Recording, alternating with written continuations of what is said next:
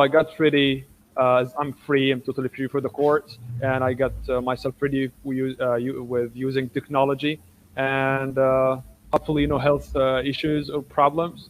So the next step is, well, especially for people who didn't teach before, this is their first time to do an English teacher training or to a teacher so professional development course.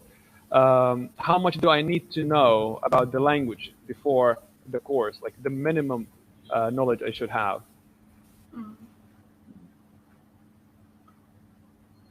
Okay. I'm looking for one. Well, you need a minimum knowledge, really. You need to know things like parts of speech, the names of tenses. When I say parts of speech, I mean, you know, is this a noun? Is it a verb? Is it a pronoun? Or things like that. Different tenses, and think a little bit about why we use them, when we use them, not just the names of tenses. You can do quite a lot by looking at course books for students. Look at the course books and think, okay, what is being taught here? What language is being taught here? How is the course book teaching it? How does this piece of language actually work? So look at some course books for beginners, elementary, intermediate level students, whatever, just to actually familiarize yourself with how we look at language from a student's point of view. And obviously, again, grammar books, actual books that are intended for students, perhaps for advanced students, but look at some grammar books for students, and this will help you with the names of tenses, the names of structures in English, really. What else in terms of language? I think one thing that's useful to do is, for example, you know, like when you're listening to something, like you're watching a film or something, maybe, that you start kind of thinking about, why did they say that like that? Why did they choose that particular tense in that particular situation? Or if you're reading something online or whatever, again, you could start questioning and thinking about, so they've used that tense there.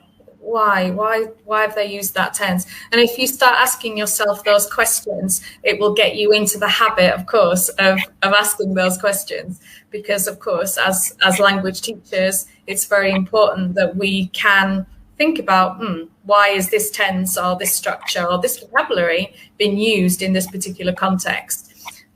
So that can be one way to kind of get you into that habit, I think. Yeah, I mean, it's just raising a general awareness of language, I think, really, because, you know, as fluent speakers or as native speakers, we don't necessarily think about the language we use very much. It just comes to us fairly naturally, automatically.